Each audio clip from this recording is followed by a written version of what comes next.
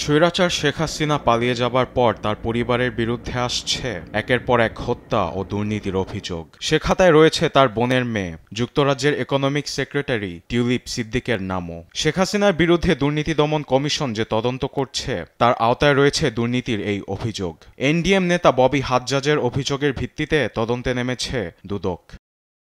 British গণমাধ্যম বিবিসির প্রতিবেদনে বলা হয়েছে, বাংলাদেশের অবকাঠামো প্রকল্প থেকে ৩.৯ বিলিয়ন পাউন্ড আত্মসাতের অভিযোগ করা হয় টিউলিপ ও তার পরিবারের বিরুদ্ধে, যা বাংলাদেশি মুদ্রায় ৫৯,০০০ কোটি টাকা। ২০১৩ সালে বাংলাদেশে পারমাণবিক বিদ্যুৎ কেন্দ্র নির্মাণে রাশিয়ার সঙ্গে $10 বিলিয়ন একটি চুক্তিতে মধ্যস্থতা করেছিলেন টিউলিপ, যেখানে প্রকল্পের প্রকৃত ব্যয় বাড়িয়ে ধরা হয়েছিল।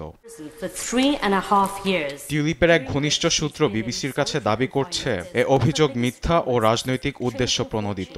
তার খালা শেখ হাসিনার ভাবমূর্তি ক্ষুণ্ণ করার জন্য এমনটা করা হয়েছে। আর যুক্তরাজ্যের প্রধানমন্ত্রীর দপ্তর 10 নম্বর ডাউনিং স্ট্রিট বলেছে, টিউলিপ সিদ্দিকের উপর প্রধানমন্ত্রী কিয়ের স্টারমারের আস্থা রয়েছে। অন্যদিকে টিউলিপের ঘটনাকে প্রধানমন্ত্রী কিয়ের স্টারমারের সিদ্ধান্তের উপর কালো দাগ হিসেবে দেখছে বিরোধী কনজারভেটিভ পার্টির শ্যাডো হোম অফিসের মন্ত্রী ম্যাট ভিকার্স।